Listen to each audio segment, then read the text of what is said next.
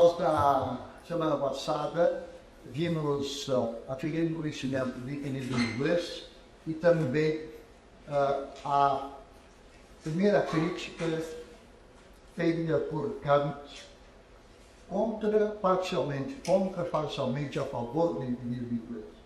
Nós vimos que o empirismo inglês é muito bom por ter trazido o mundo empírico, ou que vai ser chamado a posteriori, que vem através dos sentidos, ter trazido isso para o centro da filosofia.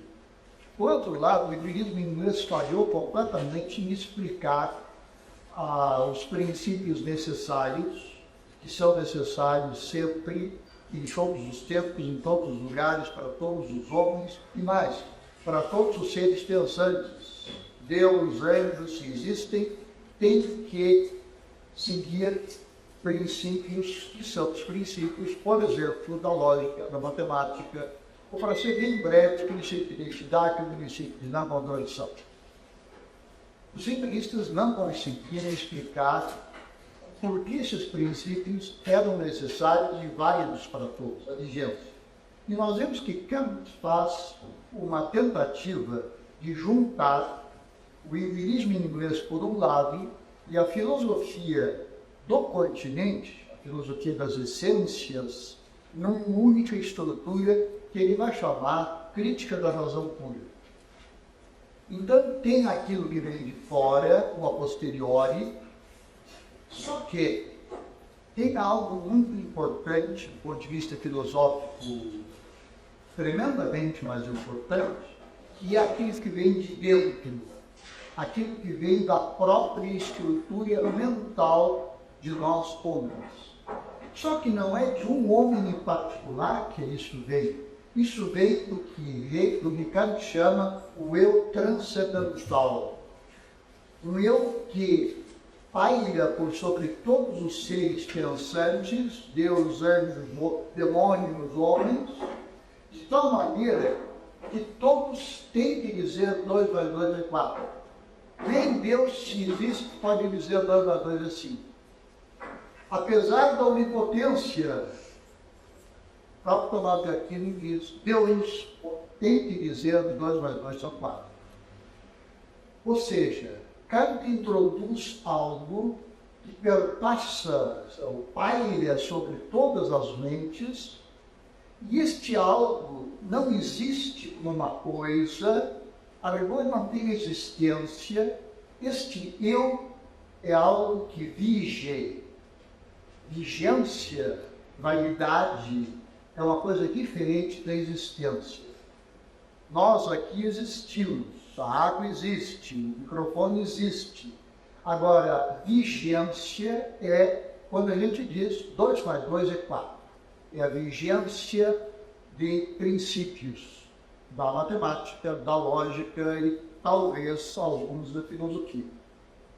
Kant pega então, pressupõe a vigência de alguns princípios, e ele não diz quais são, provavelmente princípio de identidade, de contradição, talvez até alguma coisa tirada de Newton, da primeira página da física de Newton. Mas ele não fala e prudentemente diz, existem alguns juízos que são necessários independentemente da experiência. Esse independentemente da experiência ele vai chamar a priori. Então, existem pelo menos alguns princípios a priori que são verdadeiros.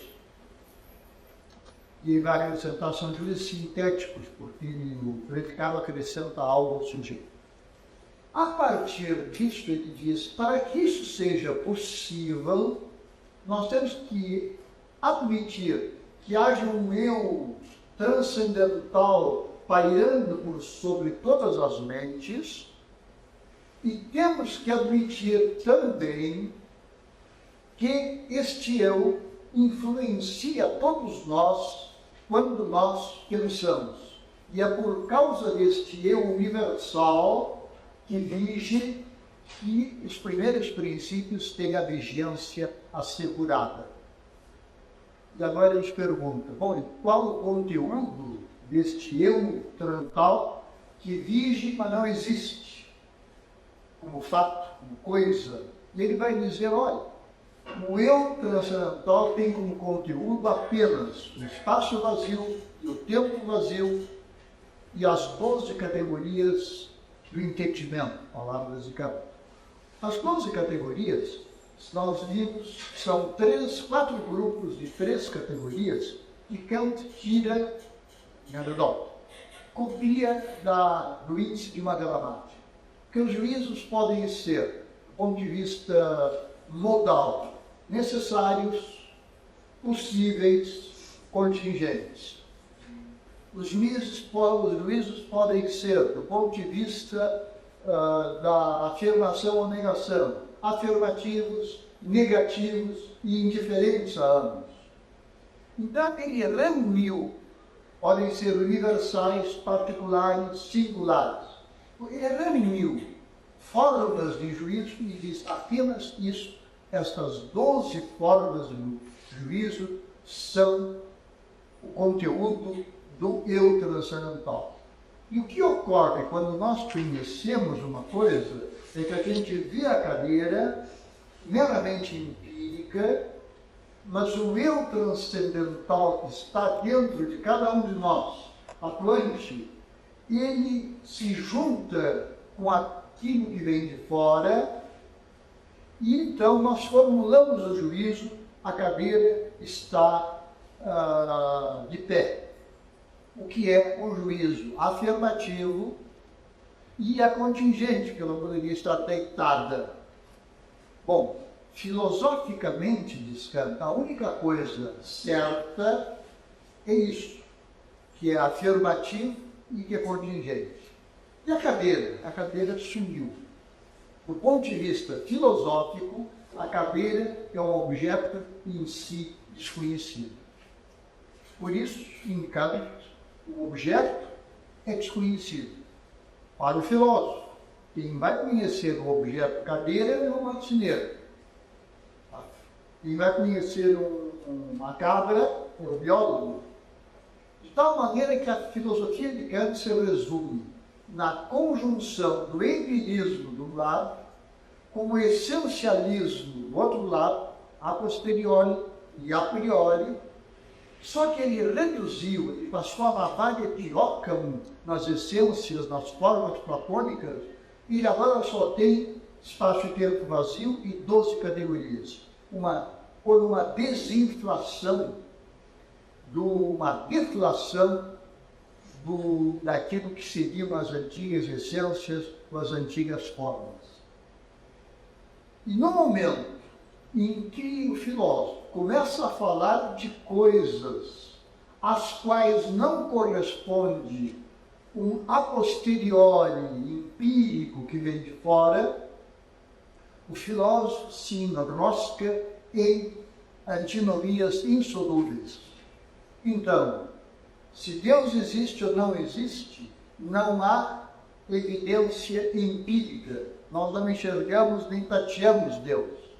Então, o filósofo não pode falar sobre Deus, sobre a imortalidade da alma, sobre o começo do mundo.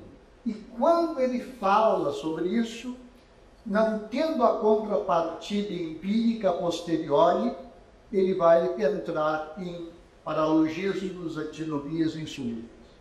Até aqui, Kant, a crítica da razão empírica. Kant, ainda vivo, começa um movimento na Alemanha extremamente forte e liderado, primeiramente, por grandes nomes da literatura, como Goethe, como Schelling, como Schelling virá como filósofo. Mas nós vamos ver, então, Schiller e Goethe e Schiller, Goethe na frente, como mentores de toda uma ou duas gerações que vêm depois. A tal ponto que quando Hegel estava no auge de sua fama, conta a anedota que Goethe morava em Weimar, era tão E Hegel, em Berlim, era tão importante que quando um escrevia para o outro, o endereço era assim: ao senhor Goethe, Weimar. Mas aí ele simplificava. Ele dizia: ao gênio, Weimar. E Goethe respondia para Hegel: ao filósofo, Berlim. Então, reparem como, num curto período de tempo, a filosofia alemã teve um enorme impulso. Século XVIII e XIX, a filosofia alemã teve um período áureo. E logo depois de Kant, sobre o qual nós falamos, já a partir de resumir a primeira crítica, vem uma influência que parte da Holanda, mais especificamente, do filósofo Baruch Spinoza, sendo ele de origem portuguesa, nós podemos dizer Bento Spinoza, judeu-português, foram expulsos pela Santa Inquisição, os pais do avós de Spinoza, e ele então, a família vai para Amsterdã, que era uma cidade liberal.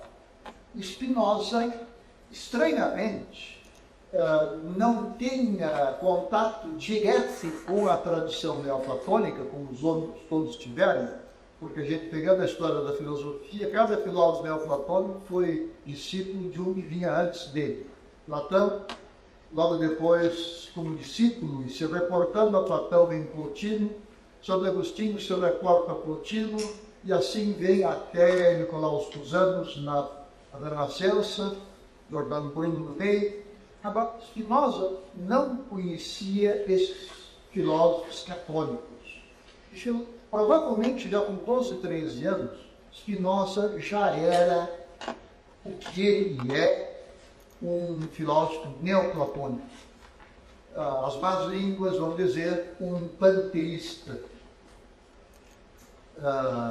Provavelmente isso é verdade. Ele, provavelmente, com 13, 14 anos, na escola judaica em que ele aprendeu na cidade de Amsterdã e que tinha um alto nível de cultura, ele deve ter lido a Cabala, e a Cabala, como nós vemos olhar assim, um quadro, vamos bordar pouco, Cheryl. Aqui, homem, não, eu já tenho, hein?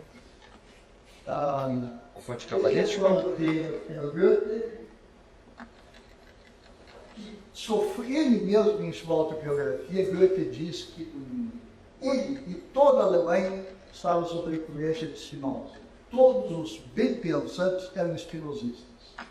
Spinoza captou o neoplatonismo, certamente, da Cabala, porque ele não teve contato, não se repara, não se vê nas cartas, na obra de Spinoza, que haja um neoplatônico, como poderia ser, por exemplo,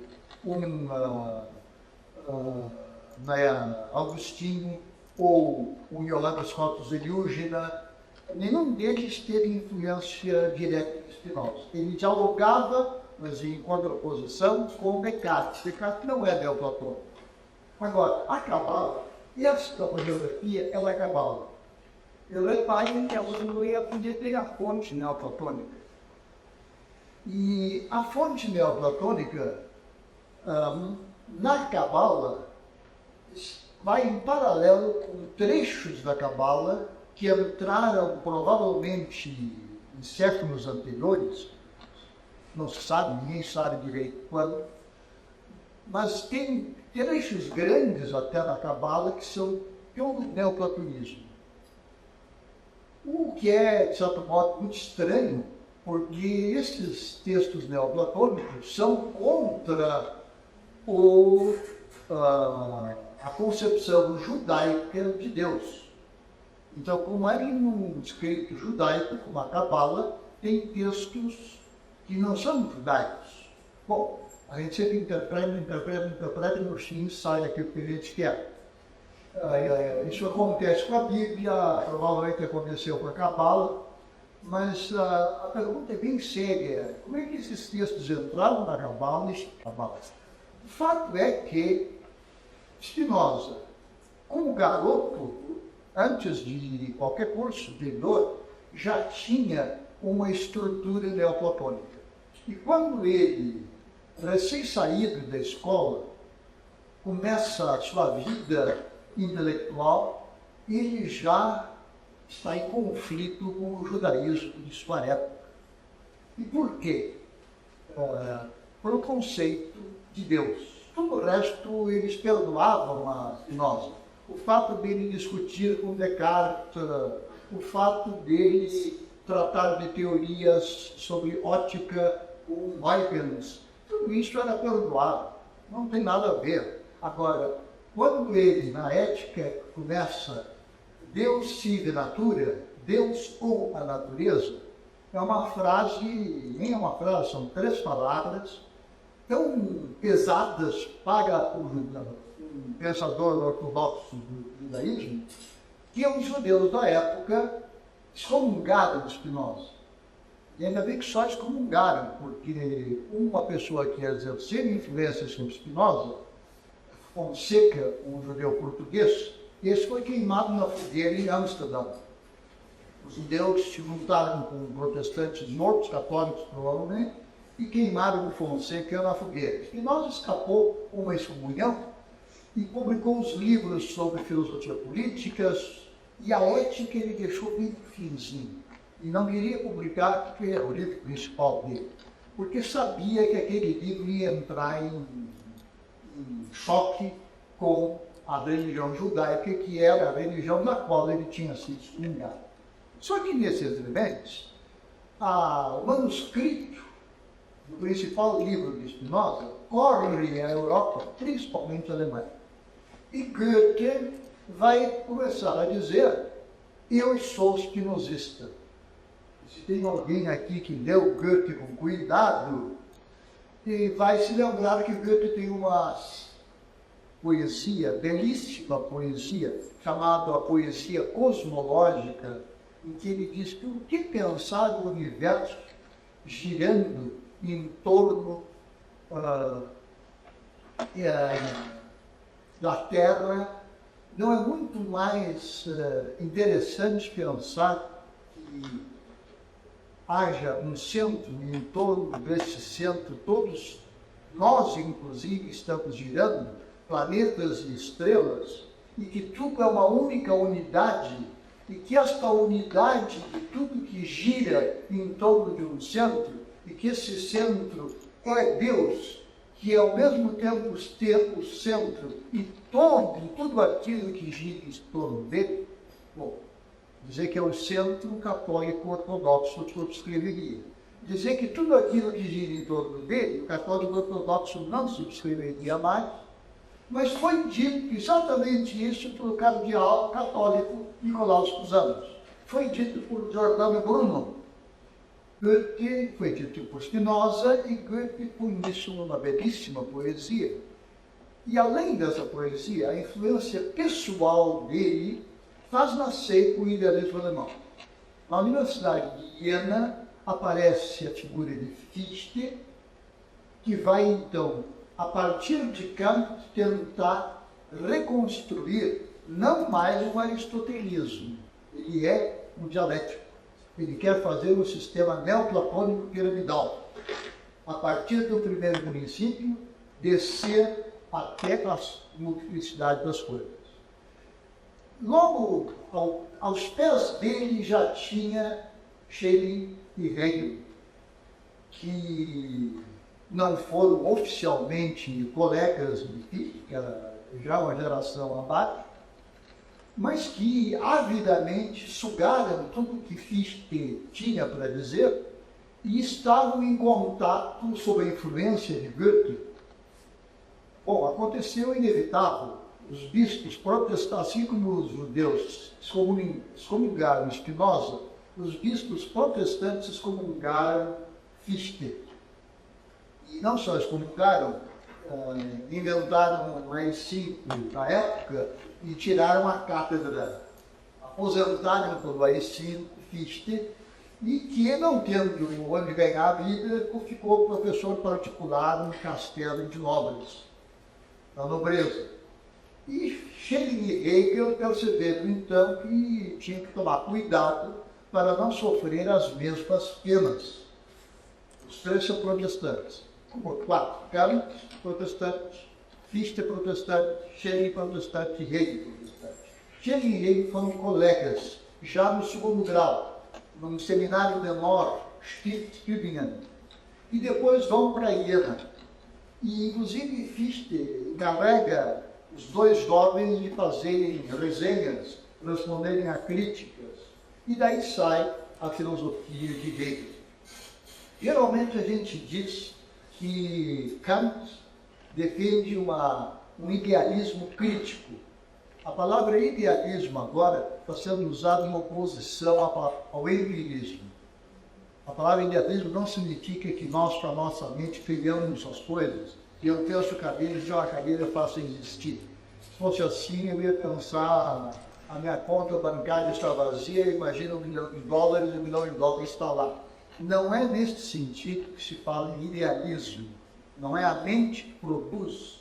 Nós vamos ver agora no decorrer que a palavra idealismo tem um sentido completamente diferente. Aliás, muito parecido com a palavra materialismo dos tempos contemporâneos. Fichte, Kant é chamado de idealismo crítico, Fichte, idealismo subjetivo, Schelling, idealismo objetivo, e Hegel vai ser chamado de idealismo absoluto. Ele é o último dessa linhagem de grandes pensadores, e depois vem os alunos de Hegel, entre os quais eu quero destacar Feuerbach, não por ele mesmo, mas porque ele teve um discípulo que ficou célebre e cujos escritos mudaram a face do mundo, embora em muitas coisas erradas. Karl Marx foi aluno de Feuerbach, Feuerbach foi aluno de Hegel em Berlim. Hegel, antes de entrar em Hegel, deixe-me eu primeiro dizer o que é dialética, numa pequena historieta, e depois numa pequena historieta dar uma entrada fácil ao problema do conhecimento. A pequena historieta sobre o que é dialética não é invenção minha, porque as palavras, inclusive, são em grego e estão lá, não estranhos, estão em Aristóteles. Quer dizer que o próprio Aristóteles, em certos lugares, é dialético. Mas eu vou trazer para o século XX. Quando alguém passando no corredor principal de uma universidade, aquela multidão de gente entrando e saindo, onde eu leciono, não me ensino, quando chega então de noite às 7h10, 7h15, há aquela multidão entrando, e é um corredor principal, e naquele corredor eles não conseguem andar de tanta gente. E tanta mulher bonita. De repente um garoto está passando lá como sempre, e repara a uma certa distância, 20 metros, uma menina, e ele olha e fica vidrado. É aquilo que os italianos do sul dizem, o raio o atingiu. Ele fica paralisado. Aquela guria, não é uma guria, é a mulher. Se ele fosse homem, ele diria. É a ideia platônica de mulher. Ela tem toda a beleza, todas as qualidades da mulher. E ele, no olhar dele, está dizendo tudo isso. E ele já está apaixonado. Este olhar apaixonado, que parte do rapaz, em grego, se chama philisis. No jogo da grego e português, nós não temos, lamentavelmente, as palavras correspondentes. O rapaz tem a philisis. A menina, vendo aquele olhar tão forte, olha e, geralmente, lamentavelmente, ela baixa os olhos e passa por ele. Se por acaso ela olha e também se agrada daquele rapaz, e olha para ele, E o olhar dela está dizendo, olha, tu és bem simpático, eu também gosto de ti. Este olhar que vem dela, em grego é chamado de antífilesis. Tese, antítese. Então, o olhar dela é antífilesis, filesis, antífilesis. Ambos os olhares têm características de déficit. O olhar do rapaz, a filesis, é algo arriscado e unilateral. O olhar que vem da moça, antifilesis, é talvez menos arriscado, mas certamente ainda unilateral. No exato momento em que esses dois olhares se cruzam e se fundem num único olhar, então ele sabe que ela sabe que ele está gostando dela e ele percebe que ela também está gostando dele e vice-versa. De repente, em vez de ter dois atos unilaterais, nós temos um único ato que em grego vai se chamar filia. Filesis, antifilesis, e como síntese, fusão de ambos, filia.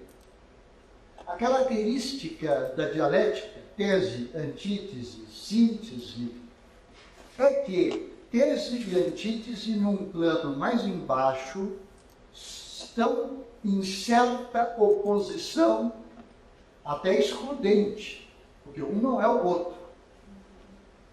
E tem características de unilateralidade. Na hora em que, num nível superior, ambos se fundem numa coisa só, eu não sei mais quem é que está amando quem, porque é um único amor, houve a fusão dos dois e foram eliminados aquelas coisas negativas. Não é mais unilateral, não é mais arriscado, só ficou aquilo que era bom, bonito e belo, tanto num na tese como no antítese. A síntese tem aquilo que é positivo na tese e na antítese, tendo superado as limitações que a tese como antítese sempre tem. Isso é dialética. E toda dialética vai funcionar assim. E Hegel vai agora, como um dos grandes dialéticos da modernidade, ele vai fazer toda a dialética, a filosofia, em tríades: tese, antítese, síntese. A síntese se transforma novamente em tese, tem uma antítese, e leva para mais uma síntese, e vai subindo a pirâmide, a dialética ascendente, sempre por um movimento ternário. Pequena historieta para explicar o que é tese, antítese, síntese, o que é dialética. Todo mundo entendeu? Não há problema. Segunda historieta. Estamos agora como observadores, escondidos em cima de uma nuvem, atrás de uma moita, de uma tribo de macacos. E esses macacos descem da bananeira, tiram o rabo e passam a andar sobre duas pernas. Esses macacos comem todas as bananas e do lado de cá não tem mais banana, mas tem um rio que corre fundo, mas não muito largo, e do outro lado do rio tem bananeiras magníficas e as bananas acenando. Já os macacos não sabem nadar. Aí vem os macacos, percebe que no rio as madeiras que estão no chão flutuam no rio. E ele pega então uma madeira, bota no rio e vê que aquele galho flutua, está boiando e desce no mar. E ele empurra com outro galho e o galho vai para outra margem. Só que o galho é pequenininho. Ele diz, pensa, eu queria um galho maior, a gente pode atravessar o rio e ir lá comer banana. Porque a ponta está grande e desse lado não tem mais banana. Então o macaco agora pega um tronco bem mais grosso e quer levantar e não consegue, pesado demais. E aí ele vê que é preciso haver uma ação em conjunto. Portanto, agir em conjunto com outros. E ele pega e não consegue. Aí ele cutuca o outro macaco. O outro macaco, o que ele quer? Levantar o pau. Aí ele aponta para o rio, aponta para as bananas. O macaco vola e é... Bom, mas se não vai tarde, o outro macaco inteiro diz: ah, não, vamos pegar, quer que ajude para dar um pouco, vamos ver como é que ele vai chegar nas bananas. E aí tem já 2 macacos querendo, mas só 2 não dá.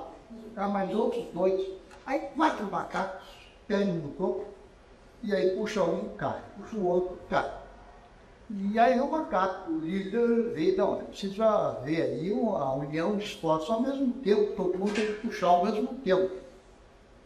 Então, os lenhadores da Alemanha, quando você quer pegar um topo, os lenhadores da Alemanha se abaixam, seguram, e aí dizem, "oh", significa preparar, e o "ruck" significa levantar. Pegar tudo, eu não sei português, o bicho, todo o tempo, para muito ver. Eu ainda lá encontrei um lenhador legítimo, isso não é que diz isso em português.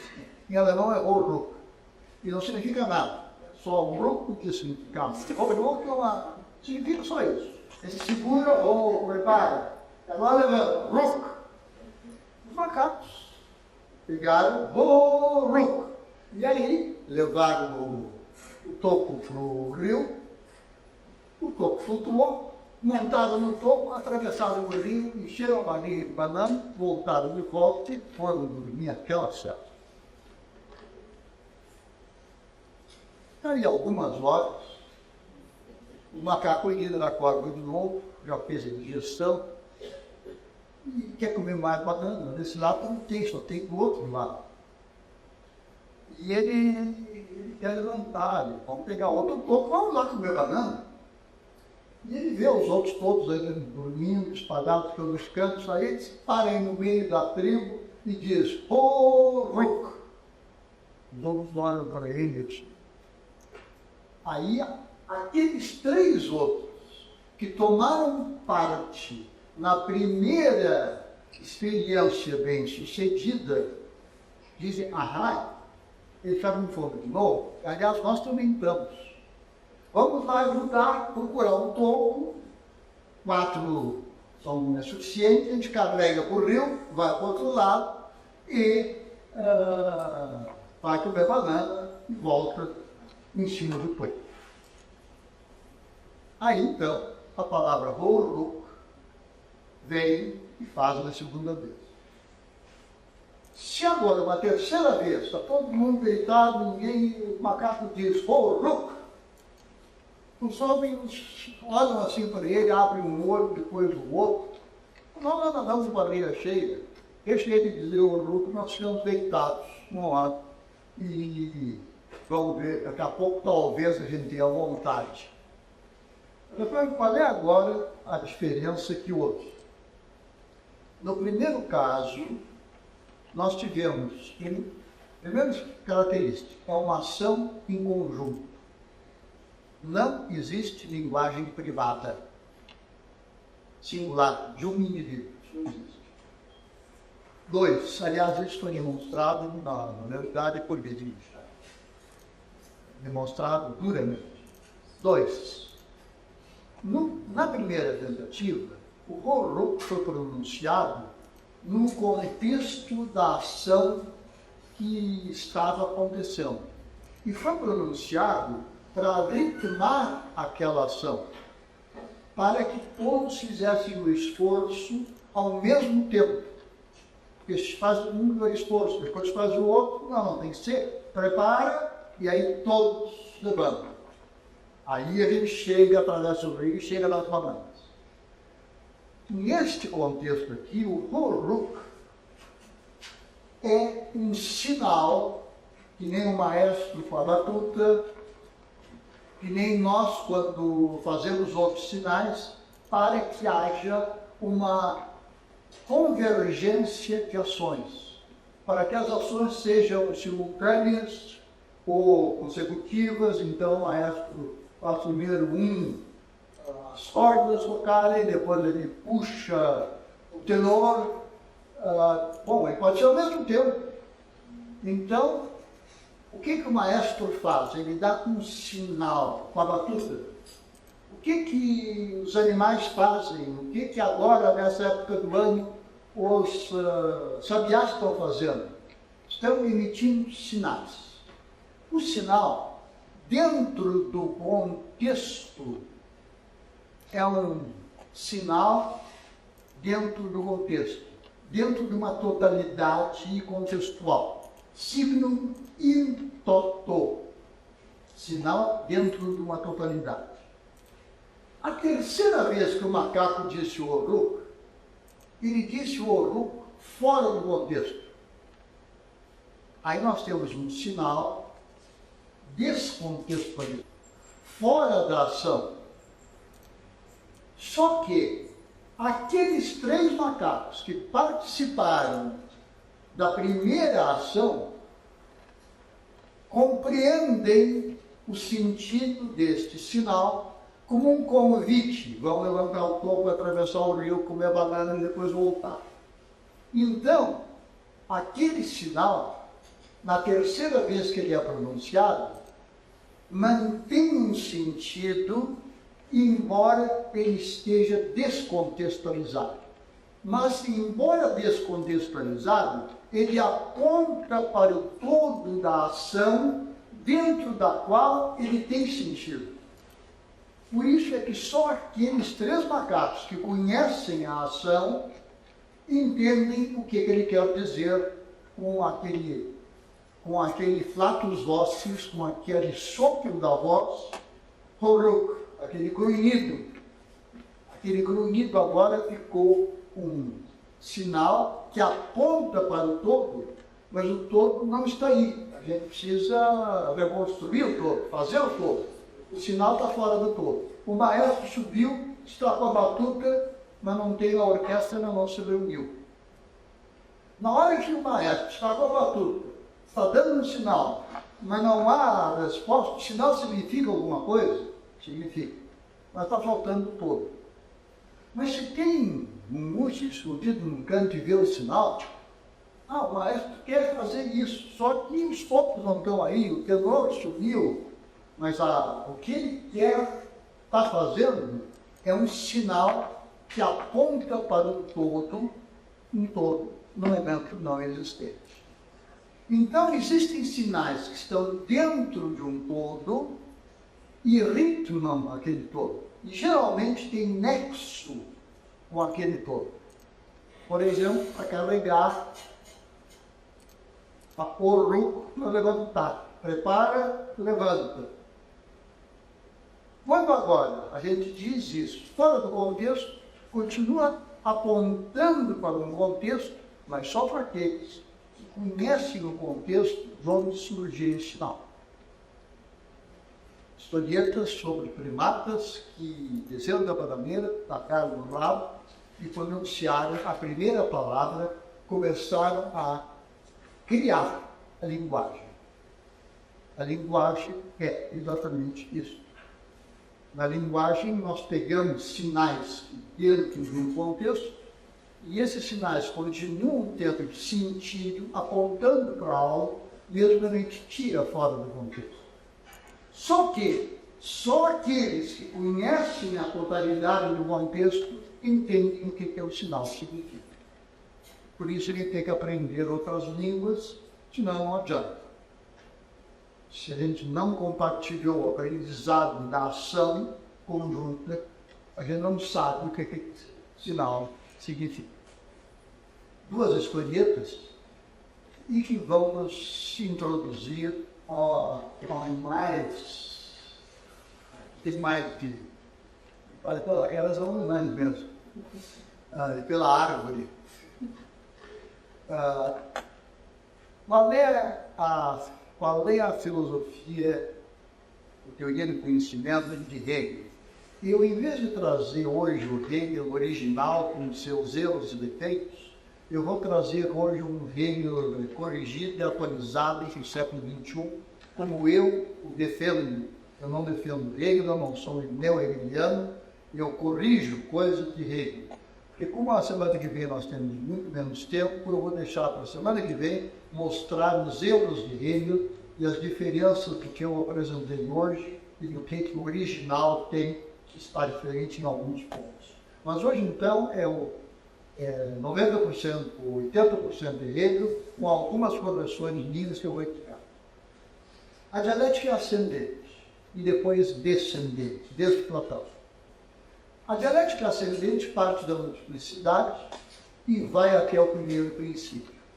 Hegel faz isso num livro chamado Fenomenologia do Espírito. Ida do primeiro princípio de volta para as coisas concretas, Hegel faz na ciência da lógica e na filosofia do direito e nas preleções sobre estética, religião, etc. Na teoria do conhecimento, a subida de Hegel, a rigor, é extremamente simples se a gente se permite reduzir aquilo que ele expôs de uma forma tão complicada ao núcleo duro, ao filé mignon do pensamento hegeliano. Ele parte da certeza sensível. Eu estou vendo carreira, vendo pessoas, vendo um microfone. E a filosofia tradicional, inclusive Kant, já faz agora aqui o primeiro erro. Está distinguindo o sujeito e o objeto. Sujeito e objeto. Esperar. Na hora que eu tenho fílises e antifílises, eu tenho que procurar uma síntese. Se eu tenho um sujeito, se eu tenho um objeto, pior ainda, se eu só consigo definir o sujeito por sua relação para com o objeto, e eu só consigo definir o objeto por sua relação com o sujeito e objeto são o quê? Correlativos. Um etege o outro antítese. Um define o outro. E se um define o outro, qual é a verdade verdadeira de sujeito e de objeto? A união de ambos. Então, assim como filia é a verdade mais verdadeira do que fílises e antifílises, filosofia subjetiva, filosofia objetiva, sujeito e objeto, são pedaços que perdem o sentido e levam a problemas insolúveis se eu não percebo que eles não são pedaços separados, são duas partes da mesma unidade. E esta unidade, ele vai numa primeira etapa chamada de certeza sensível. Numa segunda etapa, ele vai dizer que essa certeza sensível, ao se desdobrar em si mesma, vai perceber que ela é intelecto. E o intelecto é aquela faculdade que separa tese do lado e antítese do outro. De sorte que certeza sensível e intelecto são etapas a serem superadas. Por quê? Porque eu separei, e sempre que eu separo, eu tenho que juntar de novo, porque é a unidade que é a realidade realmente real, a verdade verdadeira. Então, certeza sensível e intelecto não faz sentido se não há a razão. E a razão é aquela que não corta sem imediatamente depois separar, juntar, sintetizar. Então, pai e filho. Eu posso olhar para um e posso olhar para o outro. Agora, só faz sentido ambos juntos. Sem o filho, pai não é pai. E sem o pai, o filho não é filho. Então, eu preciso ter um conceito que nós em português não temos exato, filiação. Esta é a verdadeira síntese. E pai e filho são partes dessa relação. Com homem e mulher é mais simples fazer. Homem e mulher se completam e constituem uma unidade. Mas mesmo assim, depois se divorciam e a unidade desapareceu. A verdade, segundo ele, está sempre uma unidade. O sujeito e o objeto. Daquilo que a gente separou. Então, certeza sensível e intelecto, como Kant e todos os outros empiristas e contemporâneos fazem, é bobagem, porque eles perderam a unidade da razão. E a filosofia tem que captar a unidade. A unidade da razão, que é a unidade do universo. Então eu não posso entender nada sem que eu entenda o que está ao redor. Porque esta cadeira só faz sentido, e é o que ela é, porque alguém pode sentar em cima dela, senão não é cadeira. Mas para sentar em cima dela, tem que haver pessoas que sejam articuladas com joelhos. E agora nós temos a cadeira, pessoas, anfiteatro, Clio, Porto Alegre, Brasil, mundo, universo. E, para surpresa nossa, aquele eu que estava lá no começo e que pensava que ele era um eu singular, eu sou singular. Eu tenho certidão de nascimento, eu tenho um pai, uma mãe, data de nascimento, eu tenho carteira de identidade. Então, vai, em certos casos, a gente chegar ao singular. Eu não vou comer um bicho universal. Bicho universal não é digestivo. Agora, o eu, para fazer esse movimento da certeza sensível, do intelecto para a razão, ele abarca, ele se alarga, ele fica um eu que engloba o tudo, engloba os objetos, engloba o mundo, engloba o universo. Só no exato momento em que eu digo eu sou a totalidade do universo, é que eu entendi o que eu sou. Só que aí eu não sou mais eu sou o universo. E aí eu sou jogado de volta para o eu que está sentado aqui e que sou eu. De sorte que, na filosofia de Hegel, não existe universal que não seja em movimento para o singular. E não existe singular que não esteja em movimento para o universal. E o universal não é um conceito abstrato como em Kant, a ideia de justiça. Não, o universal de Hegel é a Terra, o Brasil, a Terra, o universo. Então nós estamos em constante movimento, de acordo com Hegel, entre o eu singular e aquele que alarga suas fronteiras da consciência, que de repente se sabe universal, abarcando tudo. E no momento em que ele diz abarquei tudo, ele como que esbarra no limite e é jogado de volta para o eu singular. Pequena esquerda e aquela fonte da redenção. Eu estava uma vez no hospital, alguns anos, 7 anos atrás, no hospital Mundo de Vento, ia fazer uma cirurgia, a rigor não complicada, e o meu querido médico brevemente falecido, meu clínico, veio fazer uma visita na véspera da operação, Ronaldo Fluente, eu não estava no hospital.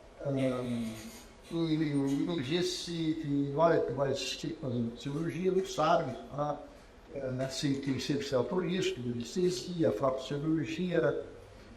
E eu estava influenado na leitura de uma coisa de Hegel, e eu cumprimentei o meu amigo e mas assim, nem te preocupa, eu sou indestrutível.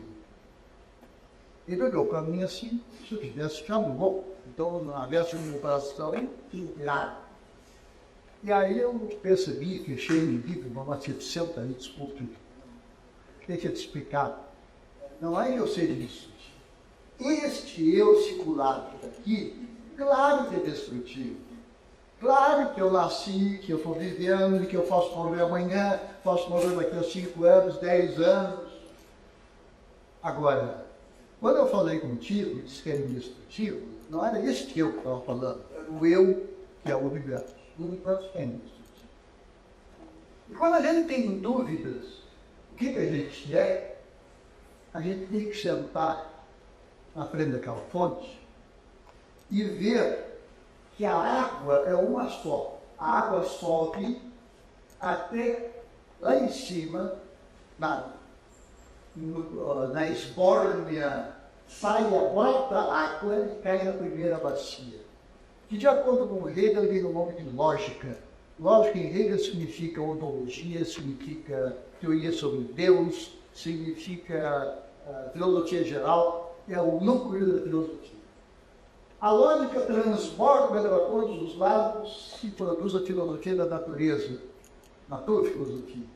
Isso transborda para todos os lados e cai no terceiro, que é o unicórnio do lago, e isto aqui é então o espírito. Filosofia des Geistes. Então, lógica, natureza e espírito. E a água é a mesma. Então, eu passo por Deus, passo pela natureza, passo pelo espírito, e se eu um indivíduo morto, eu continuo. E este indivíduo que se alargou é indestrutível, é imortal, é divino. E se algum cristão quiser refutar agora, depois você pode ver, lembra de uma frase que é dogma de fé. Quem negar, está excomungado pela Igreja Católica, nós somos partícipes da essência divina. Os católicos geralmente esquecem esse dogma.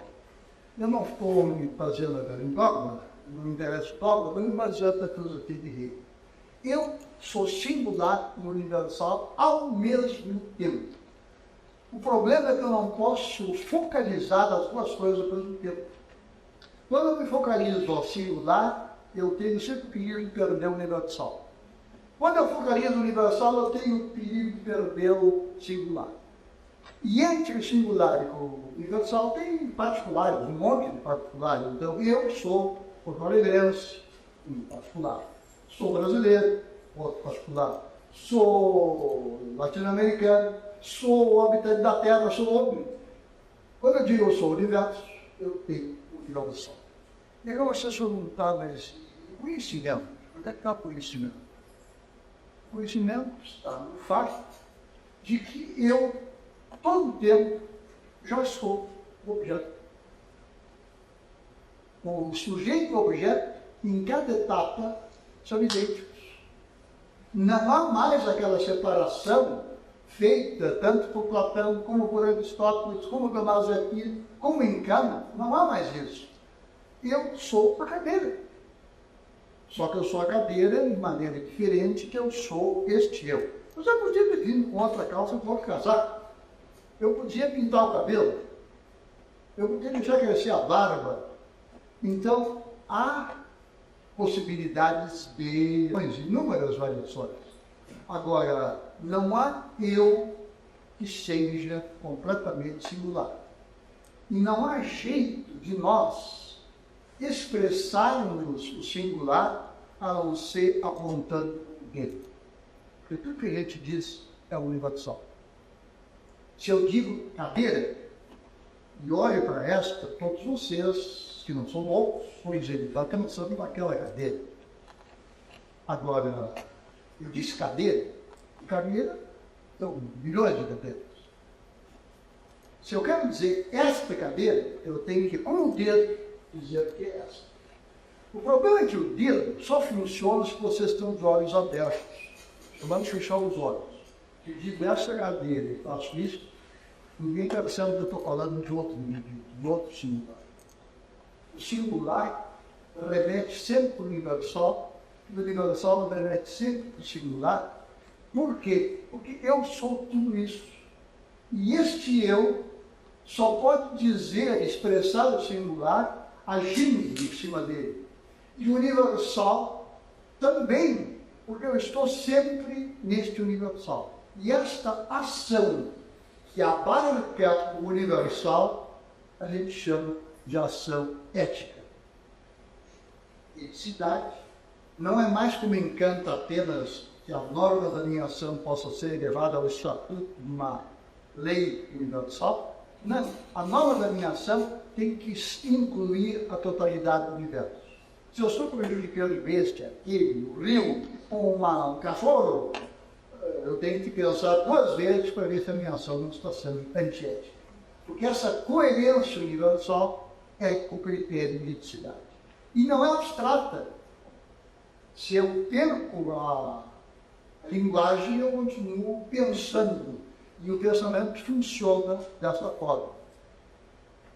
E a identidade que sujeito e objeto tem, que é conhecimento. O problema é que agora o objeto não é mais cadeira, o objeto é o universo. E esse universo não é apenas objeto, o é para os astrônomos. O astrônomo ele é só objeto. Para o filósofo, o objeto é o eu expandido. E aí, quando que desaparece, ou quase desaparece, é o eu singular. O eu singular começa a ficar cada vez menos importante. E à medida que a gente vai progredindo espiritualmente, o eu singular não desaparece, mas vai ficando cada vez mais fraco. Eu sou eu singular, se eu tenho uma dor de dente. A dor de dente é minha, não é de nenhum outro, os outros não têm nada a ver com isso, eu tenho que ir para um dentista. Dor de dente é singular. Agora, o que eu estou fazendo aqui, o que nós todos fazemos, todos aqui, nós estamos fazendo tudo universal. A nossa fada é universal. O argumento tem que ser universal. Tem que ser válido para todos os presentes, para todos os ausentes, para esquimó e para japonês. E se houver um habitante em Marte, também tem que ser válido para ele. Nós estamos no reino universal. E a diferença entre a filosofia aristotélico-tomista e a filosofia neoplatônica e hegeliana é que se uma pessoa aristotélico-tomista tira os acidentes, fica aquilo que é mais importante, a substância, a essência do homem. Na filosofia hegeliana, se eu tiro todos os acidentes, se eu tiro de uma pessoa todas as relações, vamos ser concretos, eu tiro da pessoa todos os ódios e todos os amores, segundo Hegel, não sobra nada. Não há mais nada. Nós somos apenas aquele lugar em que se cruzam as relações. Isso agora ele vai demonstrar na dialética descendente. Porque o primeiro princípio nos levou ao universo. Dialética ascendente, que é a teoria do conhecimento. Nós temos agora um primeiro princípio, o universo. Mas que é? O universo é o ser. Mas ele é vazio de conteúdo, não tem nada dentro. Nós perdemos as pessoas, as cadeiras, as mesas. O universo agora é um primeiro princípio, tá. Chegamos no ápice da pirâmide, sim, mas não tem conteúdo nenhum. E aí? Isso vale alguma coisa? E ele agora começa a descida. E a descida consiste em acrescentar a este conceito, que é o ápice da pirâmide, ulteriores determinações. E ele vai dizer, este ser não tem conteúdo nenhum, então ele é nada. Porque é um nada de conteúdo. Só que o ser e o nada, por tese de antítese, se sintetizam, provocam o devir. Daí na filosofia hegeliana, tudo está sempre em devir.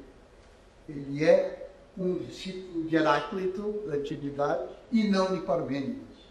Parmênides entra, mas não com a força que Heráclito entra. Tem perigo. Ser, nada, devir. Essa primeira tríade vai nos conduzir agora ao conceito de quantidade, que um é o outro, ao conceito de qualidade, tudo é quantidade, tudo é qualidade, e tudo que é qualidade e quantidade é passivo de ser medido. E isso são os predicados, as categorias que Hegel vai pôr no primeiro livro da Ciência da Lógica. No segundo livro, ele vai ter como título Lógica da Essência. Ele vai fazer exatamente o contrário daquilo que a gente esperaria. Em vez de ressuscitar as essências antigas de Platão ou da Idade Média, O ressuscitar as categorias de campo, ele vai fazer a destruição de praticamente toda a filosofia até o tempo dele. Ele vai começar dizendo que tudo é mera aparência. Então, começou logo nos gregos, vamos dizer, não me lembro. Só que ele diz, eu tenho que ter tese e antítese, cada uma idêntica a si mesma, mas uma é diferente da outra, e agora conciliadas na antítese. E ele vai dizer, as 12 categorias de campo foram reduzidas a 3 formas do entendimento: identidade, diferença, coerência. E do mesmo vai usar outro termo, sobre isso maneira. Na hora que ele fala da aparência, resgata apenas 3 conceitos fundamentais. Ele nega a aparência, ele passa para a aparência, para o existente, a coisa, e vai dissolver um por um. Dissolver no melhor sentido filosófico da palavra, mostrar que embaixo daqui não tem nada. A aparência é aquilo que aparece, ok, então vamos a aparência de lado, vamos ver o que aparece. É uma substância? Não, é uma coisa. Mas uma coisa é uma coisa? Não, a coisa é as propriedades que a coisa tem. Mas as propriedades são algo? Não, as propriedades são aquilo que a coisa tem e mostra. E ele vai chegar, então, à conclusão.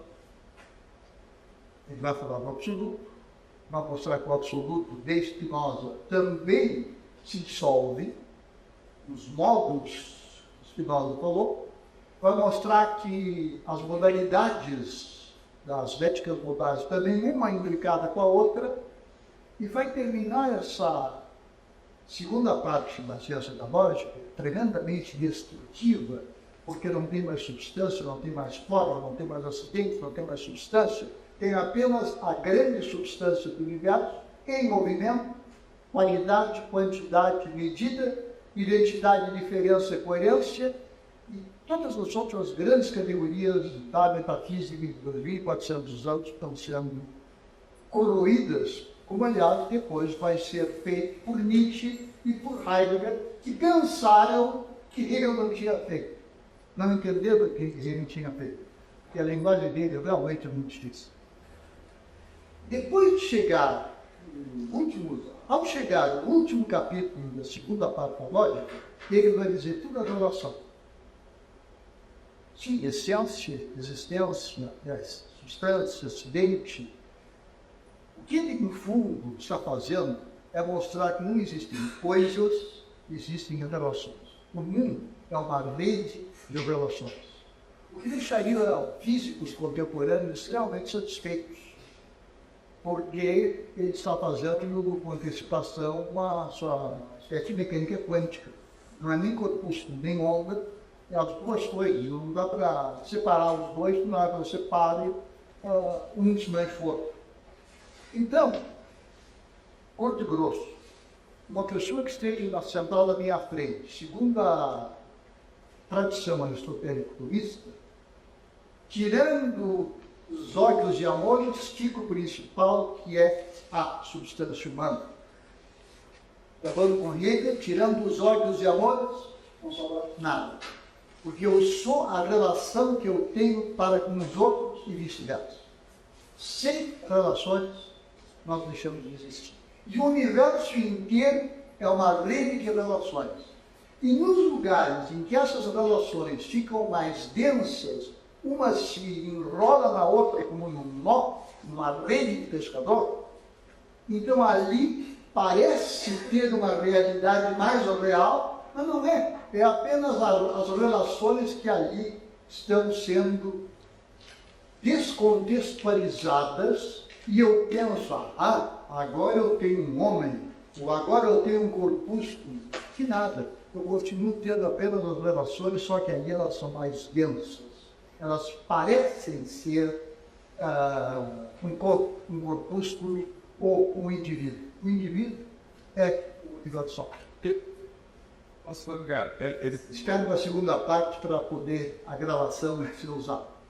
A terceira parte da ciência biológica, ele vai falar sobre o espírito. E exatamente essa terceira parte tem duas partes principais. que eu não vou tratar. A primeira, porque é tecnicamente impossível, na minha opinião. Hegel tem a pretensão de, neste lugar agora, em que ele vai sair, já que tudo é relação, ele agora tem que explicar o espírito. O que é espírito? O que é o idealismo, se alguém quiser.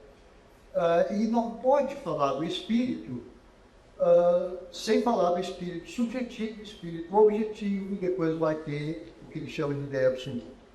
Mas o texto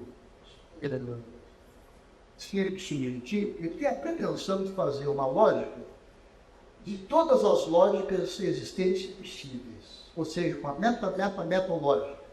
Isso, muita gente tentando no século XX não conseguiu.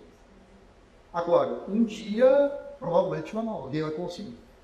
Na parte subsequente, ele trata do conceito subjetivo e a fundamentação da física e da biologia, que está ultrapassado, porque de lá para cá ele se baseou na física e da biologia do tempo dele, só que está ultrapassado. Então, neste terceiro livro da ciência da lógica, eu, saindo de Hegel, por minha conta e risco, portanto, vou introduzir a teoria de sistemas de Bertalanffy, que tem raízes neoplatônicas, como o próprio Bertalanffy diz, e que considera o sistema do universo, e dentro de um grande sistema universal tem uma quantidade de subsistemas. E não há nada que não seja uma parte dentro de um subsistema que está em relação ou dentro de outros subsistemas e tudo dentro do grande sistema. Isso, inclusive, pode ser formalizado em lógica matemática. Essa é a base de muitos biólogos contemporâneos para explicar o que é vida. Por exemplo, o livro do Capra, A Teia da Vida, traz esta teoria, só que de forma não filosófica, e a rigor, eu conversando com ele, eu percebi que ele nem sabia de onde é que tinha tirado isso. Ele pensa que tirou de Bertalanffy, só que Bertalanffy tirou isso dos neoplatônicos. A mesma objeção eu faço contra Maturana, que ele acha que eu estou inventando uma ligação que não existe. De lá para cá, da última vez que nós discutimos isso, eu tenho documentação farta, provas fartas para mostrar para Maturana que isso é tudo neoplatonismo. A teoria de sistemas é o neoplatonismo formulado em linguagem biológica do século XXI. Isso é bem para a física. E se for o caso, depois na discussão eu estendo mais isso. Só que o sistema, a teoria de sistemas, tem que ser conjugado com a teoria da evolução. Então nós temos um grande universo que dentro de si engendra subsistemas de uma forma evolutiva, de acordo com os princípios de Darwin. Identidade, a diferença surge um B, e a coerência, que conforme o caso elimina ou não elimina o B. E com esses três princípios, dentro da teoria de sistemas, como que escorre o mundo evolutivo no qual nós estamos e no qual nós vivemos. Com uma diferença, é que tendo um nível de evolução a que nós chegamos, nós estamos conseguindo, de certo modo, reconstruir não só a história do mundo do ponto de vista físico, tantos bilhões de anos atrás no Big Bang, nós estamos conseguindo reconstruir o sistema dos sistemas e como dentro desse sistema, subsistemas se engendram. Então, cada um de nós é um subsistema. Por que eu digo subsistema? Porque dentro de nós tem outros subsistemas. As bactérias lácteas sem as quais nós não podemos tomar leite, quando quem toma antibiótico sabe muito bem que depois a enfermeira vem e dá um iogurtezinho para ele tomar. Isso é a reposição das bactérias lácteas que são dispensáveis e que o antibiótico matou, mas outras nocivas matou as duas. E as duas têm que ser repostas. Então, dentro de nós tem subsistemas de novo, subsistemas dentro de subsistemas. E agora vem a pergunta, sou eu o subsistema ou somos nós o subsistema? Não é que somos nós. E o Porto Alegre? Porto Alegre, no momento, está de portas fechadas para Porto Alegre. Só que a porta se abre e, de repente, não somos nós, somos nossos porto-alegrenses, somos brasileiros, nós universo. Este é o abrir e o fechar da sanfona dialética hegeliana. E repare que o universal vai ser singular e volta para o universal. E tudo são apenas relações. Você não pergunta, onde é que está o Deus hegeliano? Em toda parte, nem Deus cristão. Vendo que Hegel era protestante. E ele nunca negou o Deus. Pelo contrário, ele vai dizer que a lógica diz o que Deus é. Lógica para ele é ao mesmo tempo que a teologia natural. Agora, o Deus de Hegel não é o Deus do Ratzinger. Porque o Deus do Ratzinger está lá acima das nuvens e não é imanente. O Deus meu e o de Hegel é transcendente e imanente. Ele é transcendente porque o todo sempre transcende suas partes. E é imanente porque nós somos partes dentro desse todo. E o nosso sentido, o sentido de nossa vida, que é a última frase, a última pergunta da filosofia sendo é o universo no qual eu estou. Um tipo no qual, se alguém perguntar para vocês, olha, amanhã tem uma cirurgia complicada, vocês podem dizer, nós somos. Eu sou indestrutível. Só que este eu não está falando mais do nome de um singular, está falando com o universal. E eu, todo o tempo que eu falei com vocês agora, não falei como singular, falei como universal. Só que particularizado pelo fato de estar falando em português e não numa língua universal que não existe. Não existe língua universal e nunca vai existir. A língua é sempre particular. E nós estamos no Brasil, e Porto Alegre está no Brasil, e o Clio está em Porto Alegre, é inseparável o universal e o singular. E o que nós não podemos fazer é aquilo que foi feito por quase todos os filósofos anteriores, é fixar o homem ou a filosofia ou no universal ou no singular e desprezar este movimento do sobe e desce, no qual não se pode parar, porque o ser é devir. Muito obrigado pela atenção. Agora vamos para o palco.